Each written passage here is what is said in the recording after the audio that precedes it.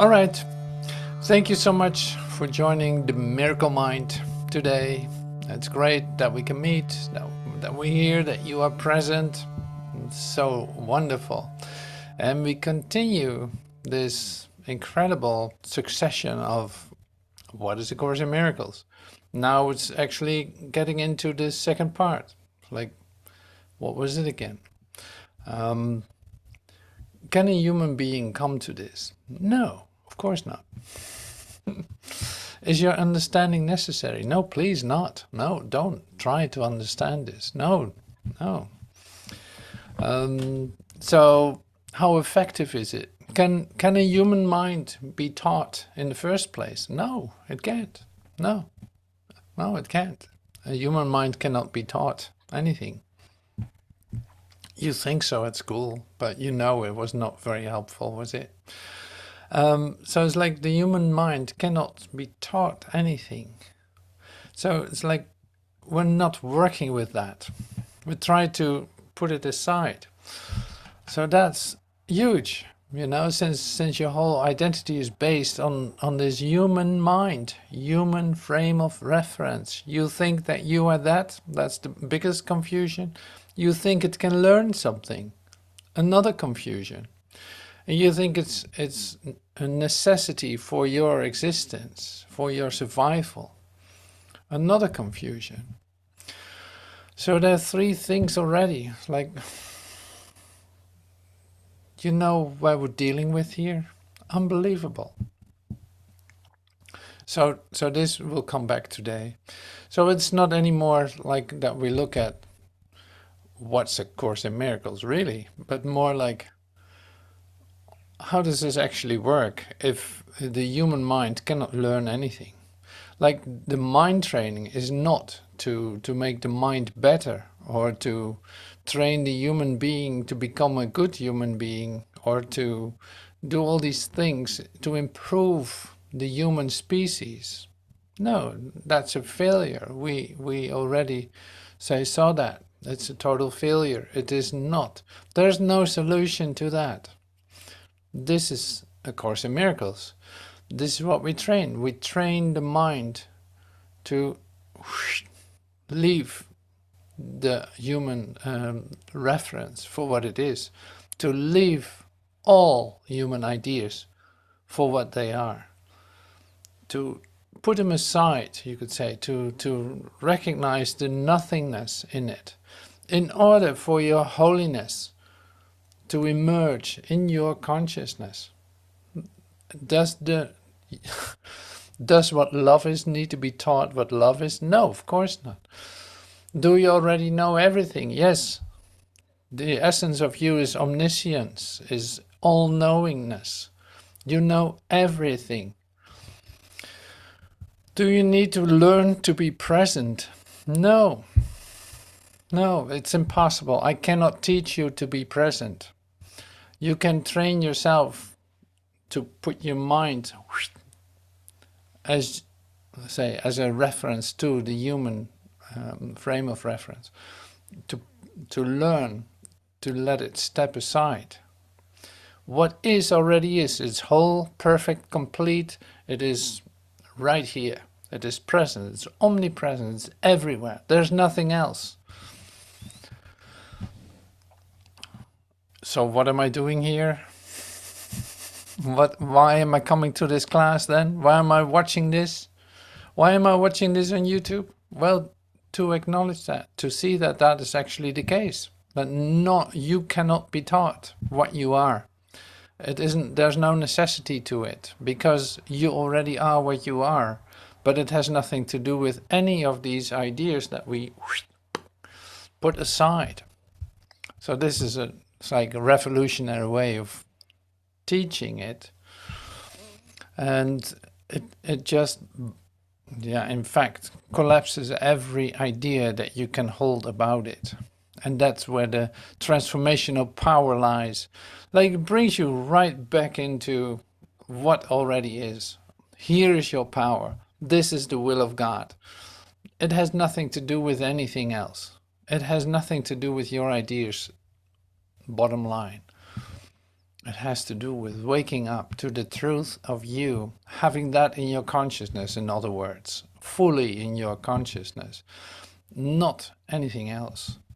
So the anything else is where we actually say what we're actually taking a look at to see the nothingness of it. And there are plenty of examples, and there's ways to actually shortly let go of this reference of a human being for just a moment, thinking that you're this, thinking that you're doing this here, in this place, in this town, in this house, in this whatever. Like none of that is so.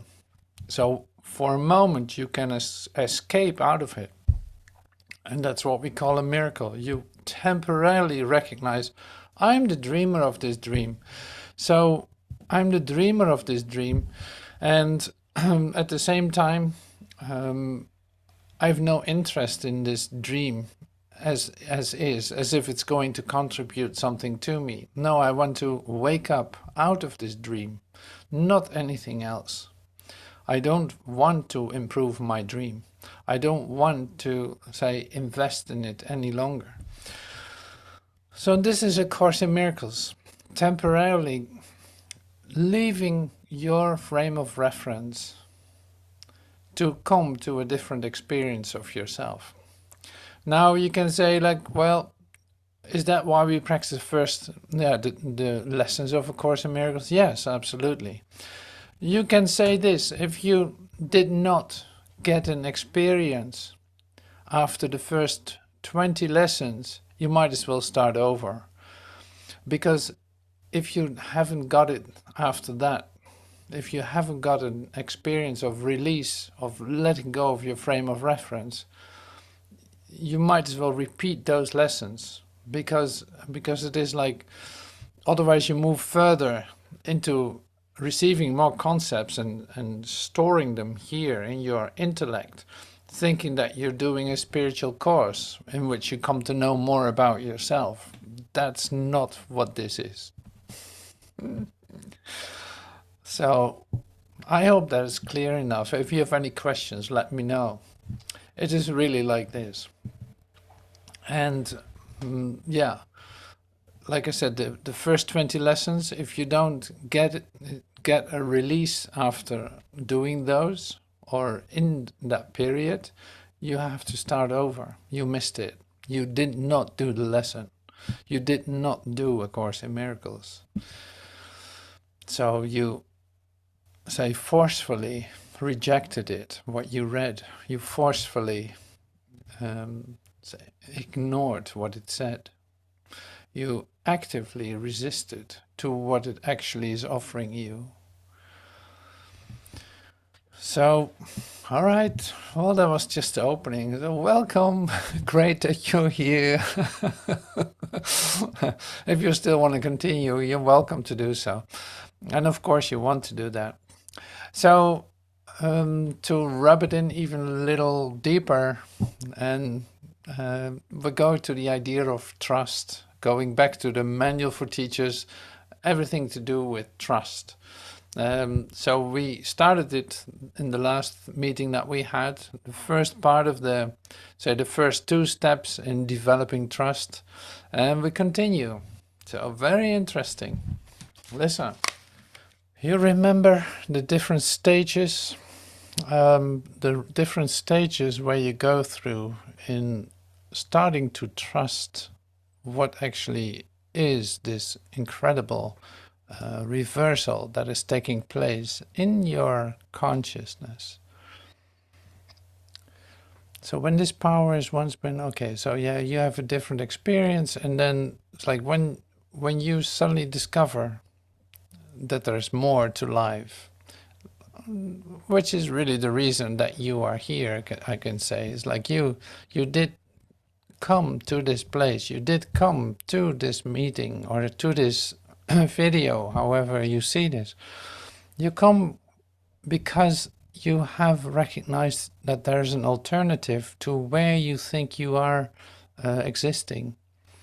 There's an alternative. So you have discovered already something, and maybe a lot, who knows. So maybe you recognize these periods then too.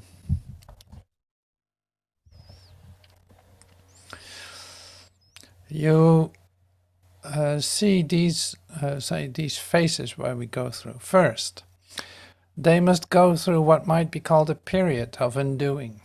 This need not be painful, we saw this, but it is actually usually so experienced. It seems to be as if you're sacrificing something. So the next, we go a bit fast with the first two steps. The teacher of God must go through a period of sorting out. This is always somewhat difficult. Having learned that changes in life are always helpful, he must now decide all things on the basis of whether they increase the helpfulness or hamper it. Like you sort it out, like what is actually helpful to come to a different experience of myself? What is helpful? Can I still keep doing the same thing? Do I need to change my mind? Do I need to change my mind in the sense of taking time to see the meaninglessness of what I'm thinking? Or how does this actually work? So that's really like a recognizable phase, isn't it? So I guess it's a period of sorting out. Well, I have no idea what the next step is for me. I have no idea how to look at my own life even. Like, is this helpful or is it not helpful? I really don't know. So he will find that many, if not most of the things he valued before, will merely hinder his ability to transfer what he has learned to new situations as they arise. So that's a really full sentence. He will find that many, if not most of the things he valued before, will merely hinder his ability to transfer what he has learned to new situations as they arise.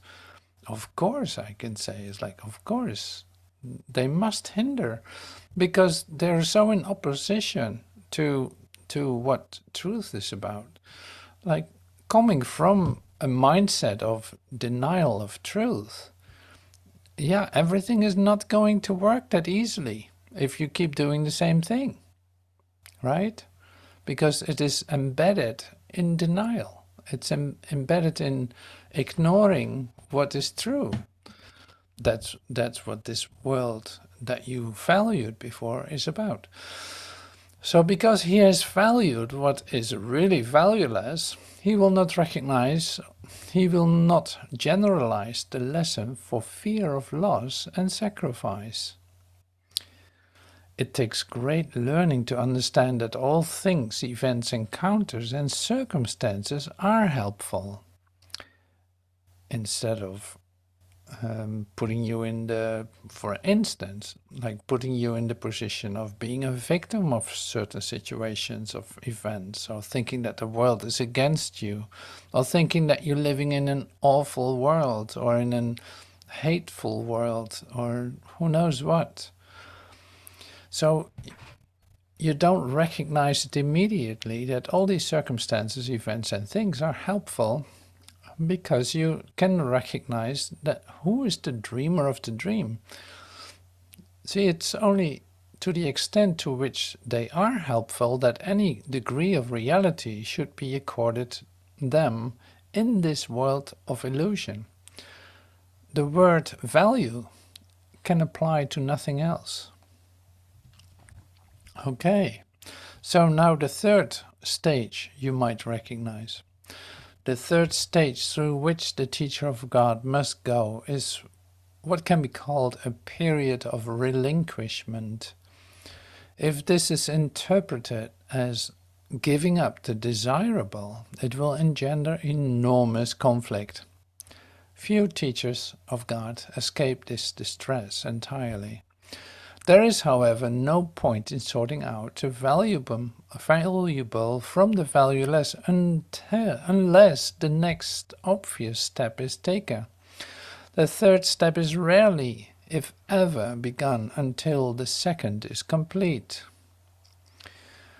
Therefore, the period of overlap is apt to be one in which the teacher of God feels called upon to sacrifice his own best interests on behalf of the truth. He has not realized as yet how wholly impossible such a demand would be. He can learn this only as he actually goes as he actually does give up the valueless. Through this, he learns that where he anticipated grief, he finds a happy, light-hearted instead. Where he thought something was asked of him, he finds a gift bestowed on him. So this is really something else, isn't it? So I'll share some more about this, and because recognizing these episodes where you go through, it's like the whole value system that you have as a human being is in contradiction with reality, right? We know this. So in order for you to deeply realize what is valueless is coming up against your own ideas about yourself. Like it bumps up against your ways of getting comfortable, easing your pain, continuing your concerns about things as a habit, so your habitual behavior, your addictions are coming to the surface. It's inevitable. And your paranoia comes to the surface, that you're not trusting anyone, that you think there's someone else, that you say, live this way, have lived this way, with an idea that that is wisdom, that that is something that's helpful for you. So like, as long as you don't recognize that to be valueless, you have a conflict going on in which you cannot accept what is actually given.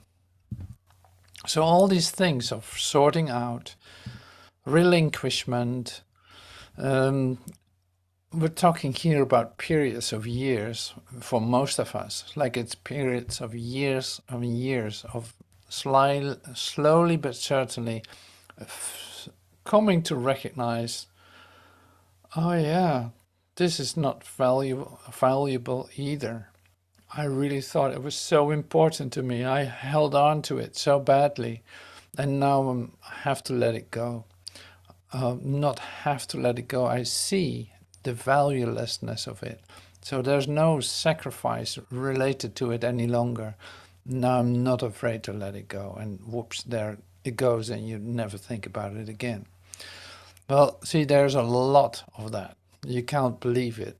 So your whole value system is reevaluated. And we come to that in stage 4 too.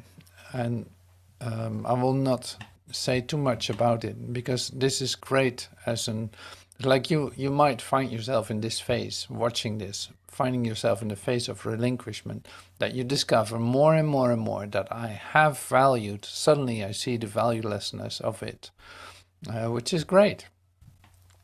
Otherwise you would not let go of it.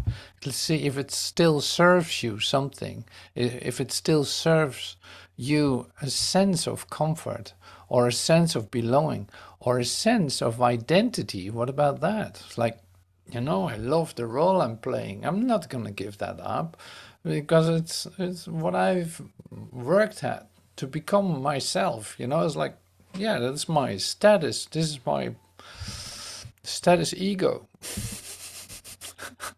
I've become this, and now you ask me to let go of this. See how big the hurdle can be.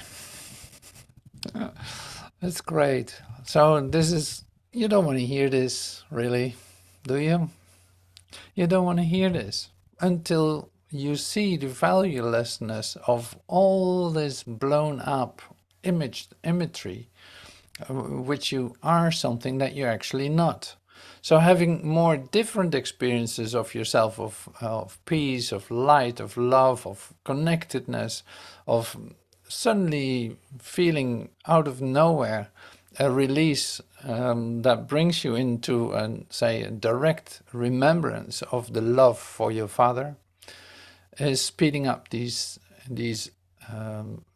relinquishments, I could say. Like value, just like we said, like if you're used to, say, flying with the wings of a sparrow. It's like, how is it? Will you ever forget how it is to fly with the wings of an eagle? No, if you have flown with the wings of an eagle, you're not going to be the little sparrow anymore. So this is really what that is. You see the ridiculousness. There's no other word, like ridiculousness of the human existence. You see the ridiculousness of where people are where you are holding on to, thinking that if that would be taken away, that's the end of you. Like that kind of transformational process is taking place. So great. So that was only the first 3 phases, you know. So there's more. It doesn't stop. But this is one that we hang in for a long time. It is a part of the process that takes time for you to discover, for you to recognize, for you to allow the alternative to come closer into your consciousness. That's why this is a development of trust. Like you can say the release of fear, yes, that's another way of saying it too. But it's really like a development of trust in the alternative. See, the alternative is whole and complete. It's the will of God. My little will is in conflict with the will of God until I decide that it isn't. Like until I give up my will to go in the opposite direction of where it actually is pointing me. Like, come this way, follow me. Like, yeah, okay, wait a minute, just hold on. I love that.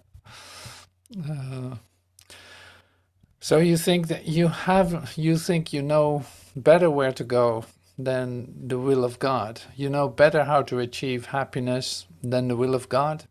If that's still a conflict in your mind, you're still in the process of relinquishment. So yeah, that was the part of the manual for teachers that I wanted to share with you. Now we continue with Master Teacher's words, you could say, in the book. I always show the book, like here in this book, A Course in Miracles, introducing A Course in Miracles. And this is not an interpretation of A Course in Miracles or a discussion piece. No, it is introducing A Course in Miracles. It is, introducing scripture in first-person scripture of a resurrected mind. From out of time, has nothing to do with time, because what happens in time is of no meaning. Like it literally is of no meaning.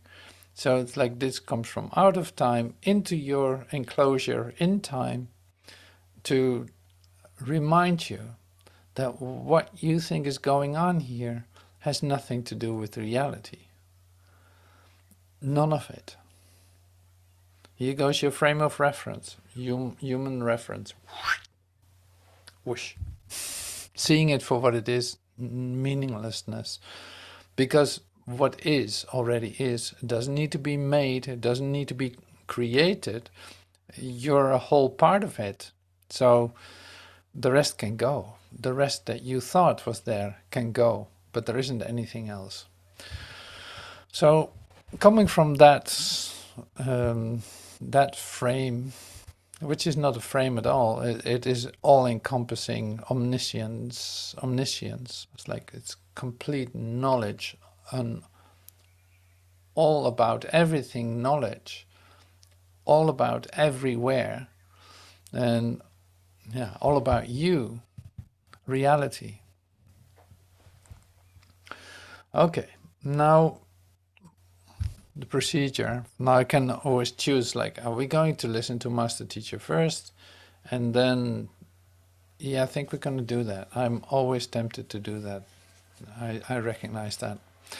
So first we're listening to Master Teacher in the third part of the second segment of the talk, introducing A Course in Miracles. It's literally one of the chapters in this book. So we're listening to the talk for probably 12 minutes or so, 12 or 14 minutes. Now, I always say this, but I'm repeating this again.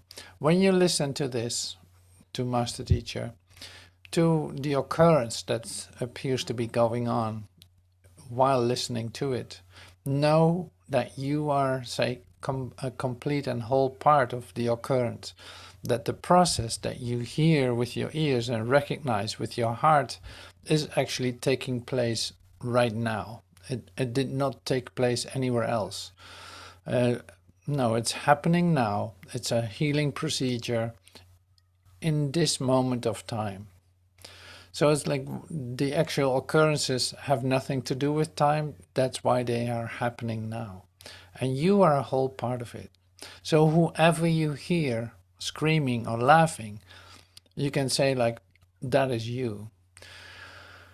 That means also you don't have to do the same thing in your release of yourself.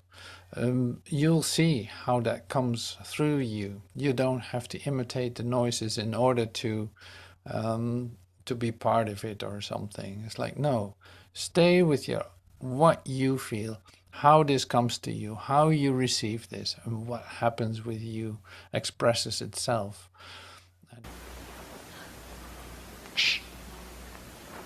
All adjustments are to death. People don't like that. I used to teach it that way. I gave up trying to teach that. We used to teach don't adjust. Stop making demands on your change of your environment. I didn't mean to do that to you. Your determination to identify yourself in environments is what's keeping here. Every time you feel uncomfortable, you correct it. It never stops. That ends up with the teaching of sacrifice, or I better stay uncomfortable because I feel it, and that's not what I mean. Do you see? Obviously, everything you do is nothing but an adjustment to hold your mind in your own limited associations.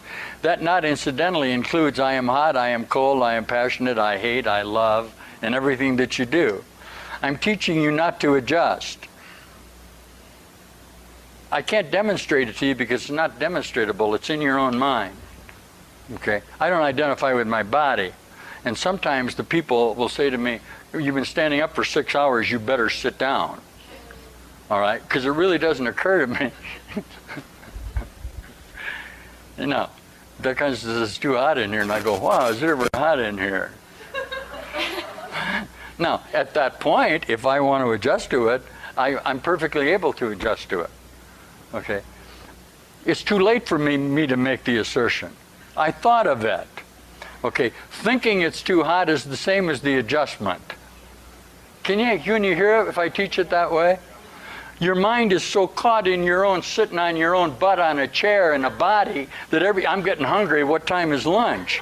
See, this is all you're doing in time, constantly. I'm telling you it's nothing. You don't want to make the dedication to this, get out of here. I'm trying to show you that this is the time that you did it. You keep falling back into time by your determination to identify yourself with it. This is much too tough a teaching for you. I can't help it. It's true. Your perceptual mind holds you in the bondage, doesn't it?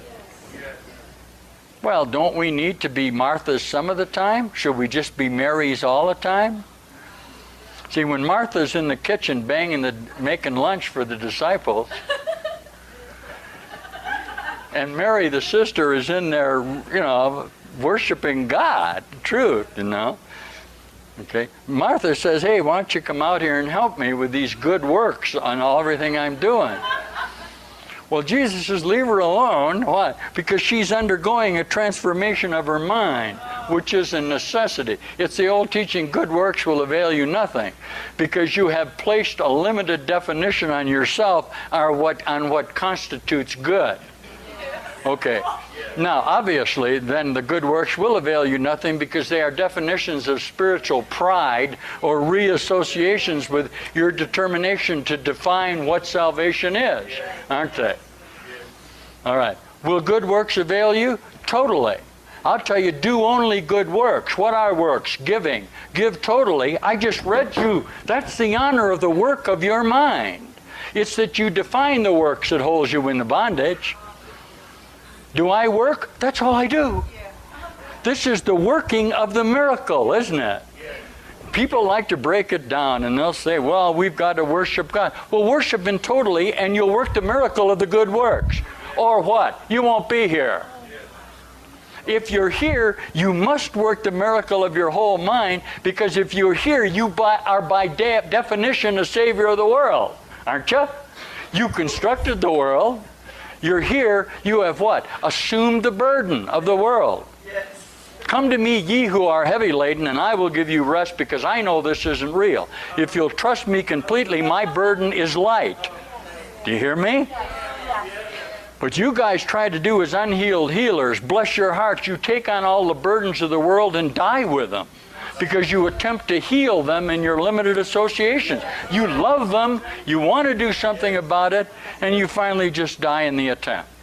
I'm showing you that you can take on the burdens of the world and release them through the release of your necessity to identify them and their limitation.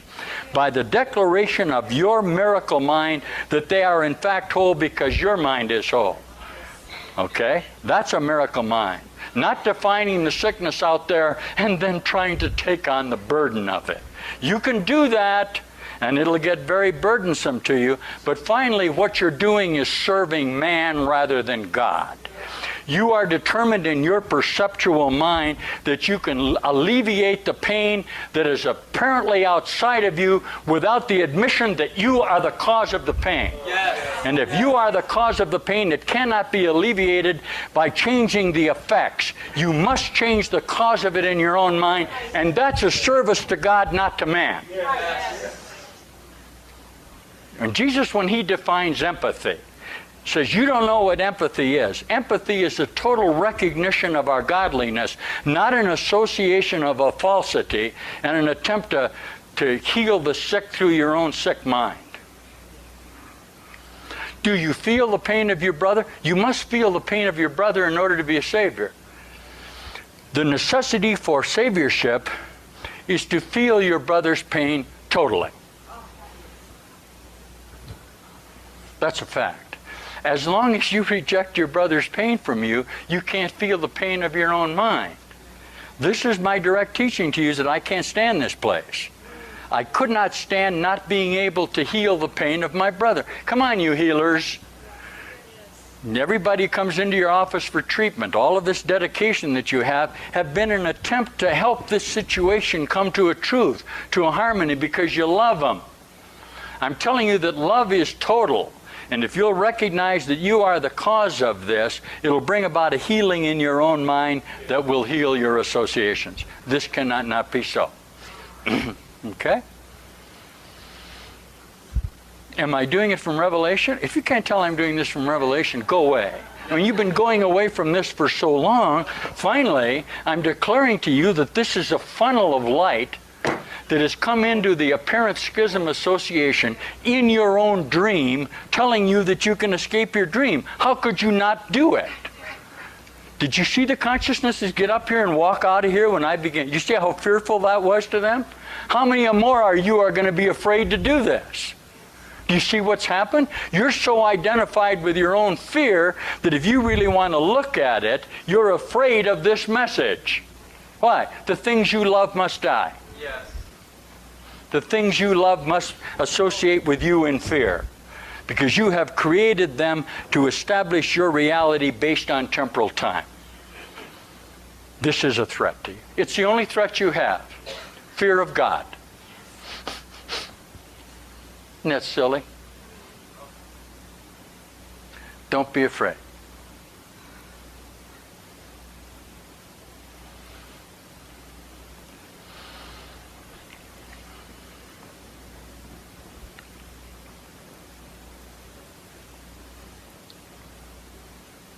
Where's the miracle? Right here.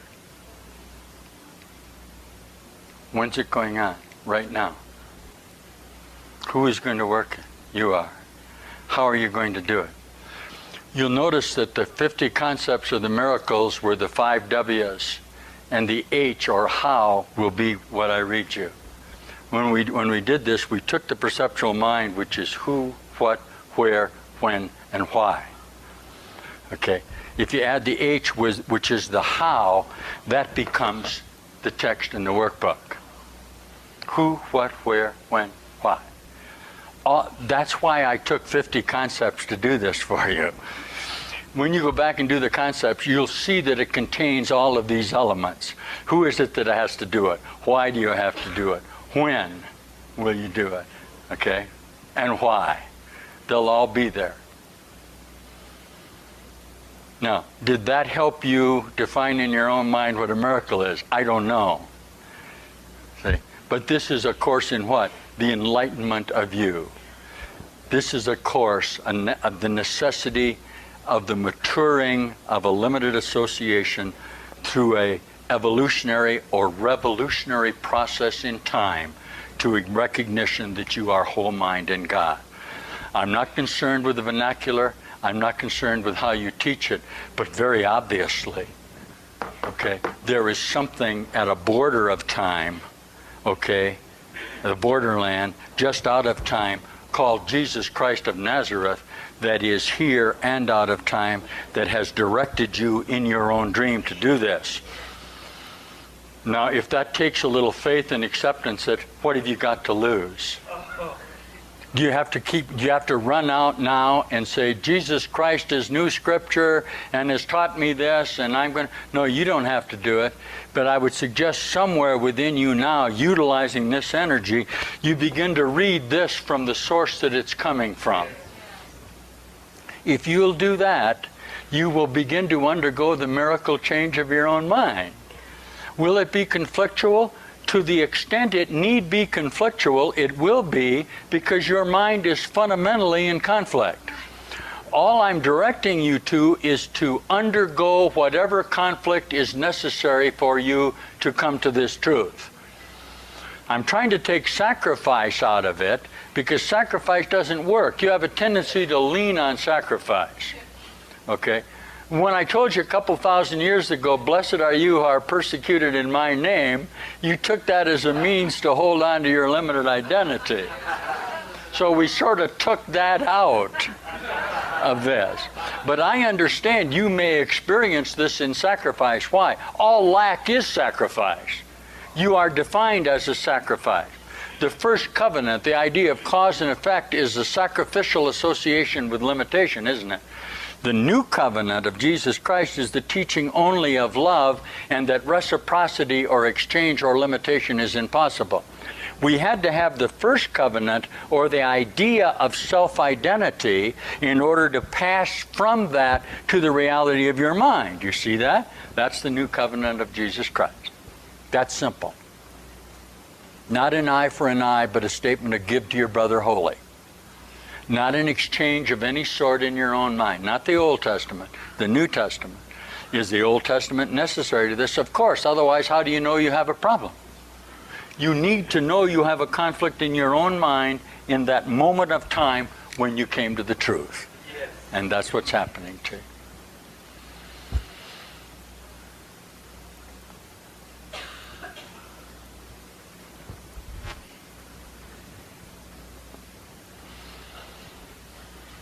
We're going to have just a little quiet time now before lunch, okay? I don't know what arrangements are made for lunch. The less you eat, the better. And just eat real lightly and stay in this nice energy. This afternoon, we're going to do a little more of Chapter 1, and there's some healing necessities for you individually that you might want to look at in this new frame of reference that you've entered into. Okay, so you can go through this experience, and that will become an important part of it. Maybe you keep doing what you did last night, you got a shot at this. See, listen to me, you guys aren't equal in time. Yes, dear. See? You're all undergoing your own atonement. This is what I call purification. We used to call it burning the dross in the old days. I'm trying to bury you alive so you'll undergo a death experience. We used to try to do this too, didn't we? Whenever I get a direct direction to your mind, you use it because you're directing me what to do. And when I make a direct contact with you, boy, you take it seriously, because I don't do it very often. But I see that you're not equal in time, see? And we're holding this segment for you. But the decision to come into it has to be the workings of your own perceptual mind. Do you see? No one else can do it for you. You too. You're very capable of doing this. You're doing clairvoyance, you've got witchery, you got all sorts of associations of the power of your mind. They won't serve you anything as long as you limit your own associations. Use the power of your mind in the declaration of your wholeness, and the result will be wholeness. If you use it in the magic of your mind, which a lot of you guys are doing, the result can only be what you direct it to be. There's a lovely sentence in the Course where it says, literally, the result cannot exceed the perceptual thought about it. Why? They're together. That's why the moment that you change your mind about yourself, the result changes. Totally. See? Don't judge your brother in this regard. You'll be wrong. This condition is total ultra-personal psychology. It has absolutely nothing to do with transpersonal. There's nothing transpersonal about it. There's no such thing as trans. Except to yourself. Now, the idea that you have to underdo this alone may cause you a little fear and pain at first, but remember, you've always been alone and you know it. This is what's caused all your loneliness, all of your fear. All of that has been what? Your inability to communicate. I'm telling you that communication is impossible because you've designed your mind not to communicate. And you're basing your reality on your determination not to. Yes. How can you then do it? That's what perception is. Objective reality. Different thoughts. Something outside of my mind. A different thing thinking differently than I am. That's crazy. That's craziness. That's not so. That consciousness is only what I think it is. Does Alden enter into a relationship with me? Yeah, Alden's got a little blue light right here. Does he see that sometimes? Will he come into that new association? Sure. Do you all come into this association with me? Sure. When did you do it? Now. You say, oh, to hell with you, I'm going to go away and I'm not going to do this. That's funny to me. Where are you going to go? You're not real. You forgot that I just told you you're not real to me. You're insisting that I give you reality so you identify me. You're not real to me. You can't go away. You have nowhere to go. You are the unknowing coming to the knowing. Whenever you do that, will be now. Do you think that there's an earth when I leave here? That's nonsense. I mean, there's no possibility that this will be here when I'm gone. I know that you somehow like a dead savior, okay?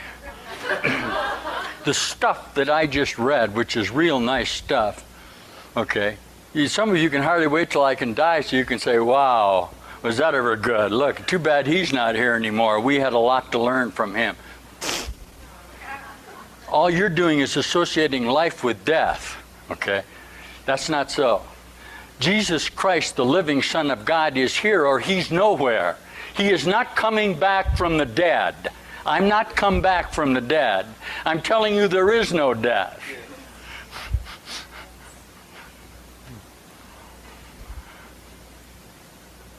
You got it. You look lovely. All right. I always think like, oh, we probably listened to it last time too. It might be. I don't know. It doesn't matter. It doesn't matter. So one of the great things that is here given, which fits perfectly in with our, what we looked at in the Manual for Teachers, is this idea, is that you really think that your ideas about things have a value, otherwise you wouldn't have an opinion about something.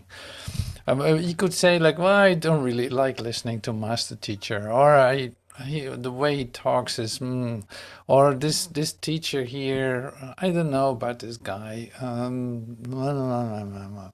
It's like, so the fact that you value your own opinion is only, say, supporting the idea that you think that you are separate from me, that you are separate from Master Teacher, that you are separate from your brother, that there can be such a thing. Now that acceptance of that idea is what separation is what, say, this world is what human identity is. One of the other great things that is being shared here was this. It's like, and you're so familiar with this, but you see it when you see it. It's like you first develop a whole world, a whole thought system where there's no communication going on whatsoever.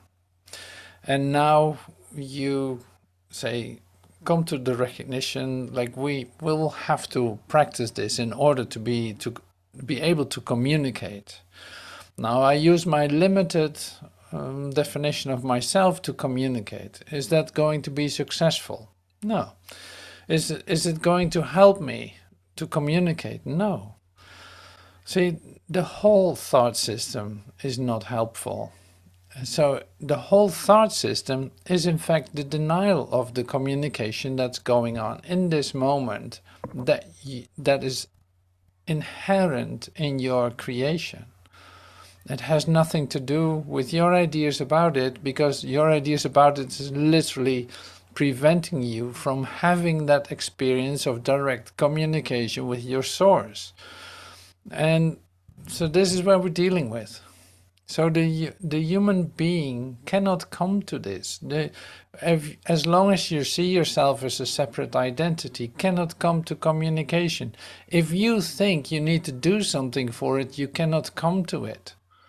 If you think you need to change more in order to come to it, it's not going to work. If you deny the full communication that is present in this moment, you can forget about it. It's not going to happen. I start to love this. I hope you like it too. And if you don't like it, great too. Because your opinion, whether you like it or not, is just as meaningful as your ideas. So they have no meaning. In sorting out, going through the process of relinquishment, this becomes a lot easier. If I see that my opinions about anything have no value whatsoever, like they literally hold no information whatsoever, except that I recognize I have been using this to prevent myself from an experience, a direct experience of God, well, that's great.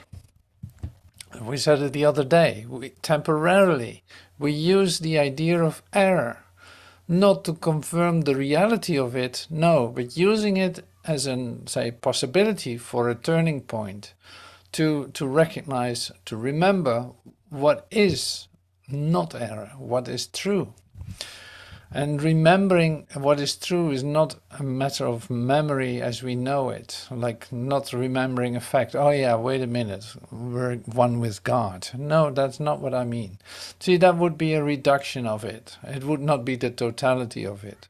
So, in other words, there we have it again. The human understanding, the human comprehension has nothing whatsoever to do with the reality that is, where you don't have to do anything for.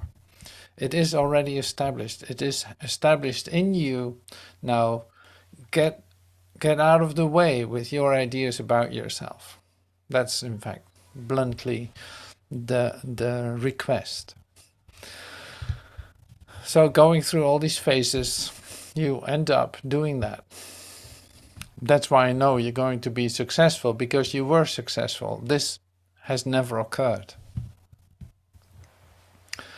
All right, so I think I gotta hurry up a little.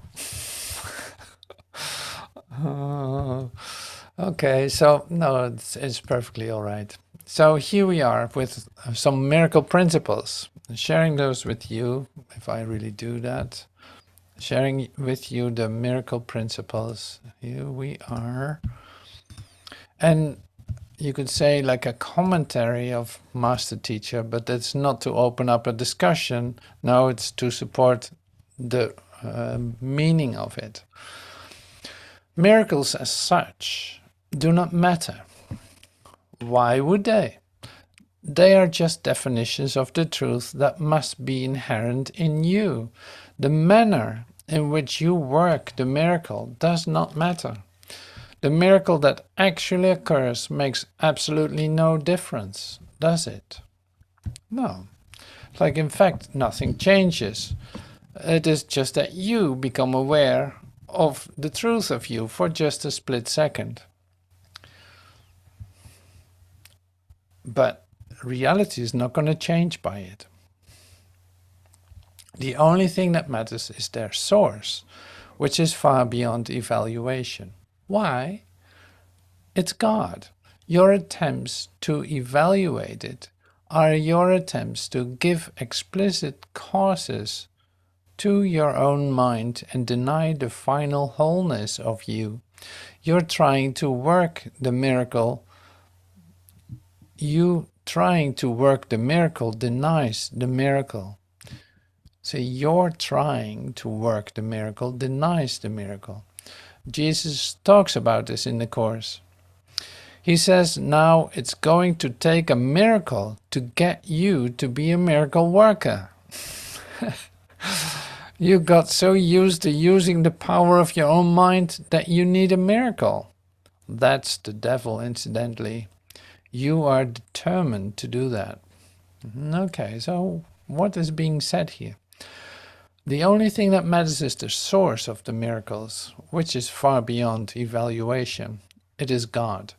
Your attempts to evaluate it are your attempts to give explicit causes to your own mind and deny the final wholeness of you.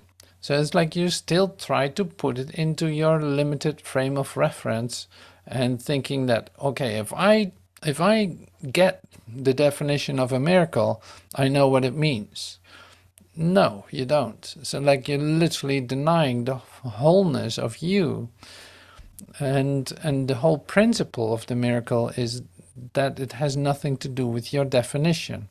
It is, say, brought in to escape your definitions, to get out of your definitions.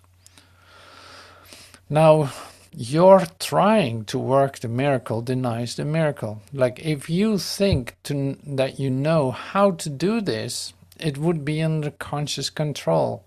It would be you working your magic. That's all. You trying to twist things into a better way for you as you see it.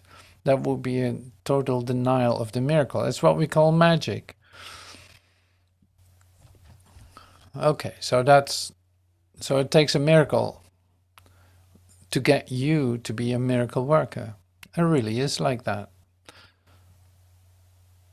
Since you already have a definition and a self-image, it has to fit in that or you don't want it, bluntly said. Miracles occur naturally as expressions of love. The real miracle is the love that inspires them. That's God. It's not you, it's God. The real miracle is the love that inspires them. That's love. That's the truth. In this sense, everything that comes from love is a miracle. Why?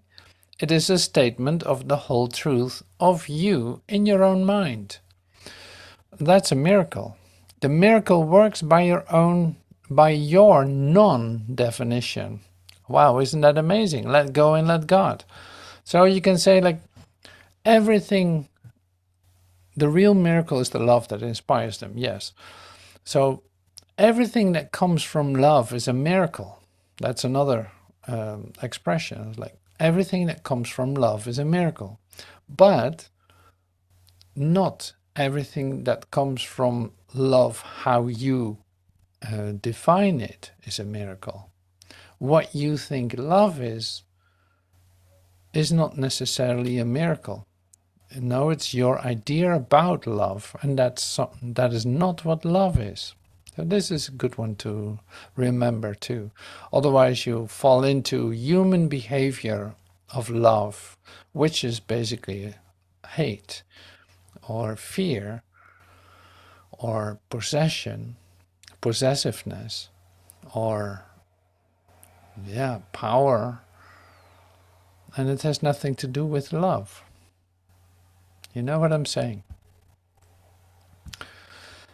All miracles mean life. Literally, you see life in the miracle. And God is the giver of life. God is the giver of life. So all miracles mean life. All miracles mean God. Literally, you see life in a miracle. And God is the giver of life. His voice will direct you very specifically. You will be told all you need to know. One of the most important things in this is, in order to hear his voice, you will already have to get out of the way with your ideas about yourself. Otherwise, you will not hear it. But that's not what is being shared here, but I just mention it. All miracles mean life. Literally, you see life in the miracle, and God is the giver of life. His voice will directly direct you very specifically, and you will be told all you need to know. Excuse me. Why? Contained in every conceptual thought that you have is a whole reality. That is what it says. It is impossible that not be so, because you are the power of God. So contained in every conceptual thought that you have is a whole reality. That's what it says, like God is in everything I see because God is in my mind. It is impossible that not be so because you are the power of God. It is you who organize the perceptual thoughts and associations. As you advance in this, when you have a thought that is of no value to you, it will just be thrown out of your equation. Some of you are experiencing that. You will lose your necessity to hold on to that perceptual evaluation. You will know exactly what to do. Now, well, this is what we call the relinquishment. You know, it's like you advance in this. When you have a thought that is of no value to you, suddenly you see the valuelessness, the meaninglessness in what you're thinking, or what your ideas are, or what you see as what you might have admired before as a great idea. Suddenly it loses all color and you see that it has no value. Miracles are habits and should be involuntary. They should not be under conscious control. Consciously selected miracles can be misguided. Why? You want a result within the power of your own mind. Can you do it? Yes. It doesn't say that you can't do it, does it? By saying that miracles are habits, the workbook teaches you to look again all the time. As your mind progresses in that, you become non-judgmental, so that when you enter into a situation on earth, in your world, you enter into it and keep your mouth shut. You enter onto the stage and don't immediately present the results of your own mind to the situation. What happens? The situation changes. What you brought to the situation is all that can be. That is the habit you should evolve. Why? Miracles are natural.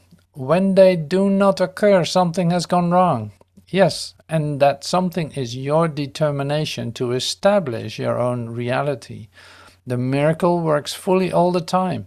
Why? You are the obstacle to that in your own perceptual mind. Isn't that something? So let's go back to this one. By saying that miracles are habits, the workbook teaches you to look again all the time. Look again. It is not what you think it is. There's not that thing going on what you think is going on. So you become non-judgmental because you see your judgments don't make any sense. Now you enter into any situation Like you enter into any situation with no idea how to respond to any of it. What happens? The situation changes. By you not judging the situation, by you allowing it to be completely open, to be itself, by you allowing, in fact, to come to a different experience of yourself by not, say, determining the outcome that you want. Because you see that it has no value, it has no flavor to it, it has no color. My ideas are meaningless, they have no substance to them. I've been using them and I don't want it any longer. I'm done with that. It leads to pain, to lack, limitation, disease, disaster, and death. I'm sick and tired of it. I don't want it any longer. Now here's my opportunity. Putting my human frame of reference out of the equation, literally, like here I enter into a worldly situation. I'm entering into this worldly situation of meeting you right here, right now. I'm not going to do anything. I'm not determining anything that's going to happen. I'm completely open. I allow a change to occur in our being here. And what happens? The situation changes. Miracles suddenly are possible because miracles are natural. The only thing that needs to happen is getting my human frame of reference out of the way, asking for a miracle and letting that be, not trying to do that. So it's like the practice of miracle work in that sense becomes you getting out of the way. The miracle is there. The miracle happens. The miracle is always available. I don't need to do anything with that except getting my ideas out of the way, letting the situation be brand new, completely new. So then you see, in letting the miracle happen, you start to see that, say, love is what is connecting us. It's like love is what's communicating. Suddenly you feel the release in a laugh or a cry. Suddenly you feel your heart melt. Suddenly you feel, oh my God, it's so great to finally, say, come into this place of this abode or this moment to recognize what is really going on. Now I start to trust the changes that are going on in my transformative life, in my transformative process. Now I start to trust what is going on. I see that my reevaluation of myself didn't make any sense whatsoever. But I know now that if I get out of the way, anything is possible. It's like totally possible to recognize the communication that's going on. And that communication is so exciting and so all-encompassing, so incredible. So I'm not determining that.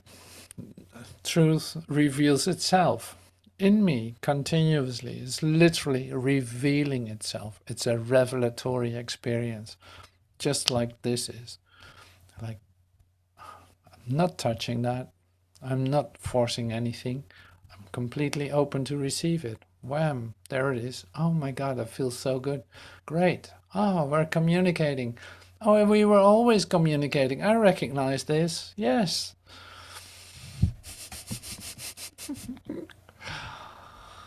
So thank you so much for, say, listening to this, being part of this, being part of the experiment, you could say, to come to a new experience of yourself by letting that be, not by you doing something, except getting your concepts out of the way, getting your ideas about yourself out of the way. Thank you so much. And see you tomorrow or another time. Thank you so much. Bye for now.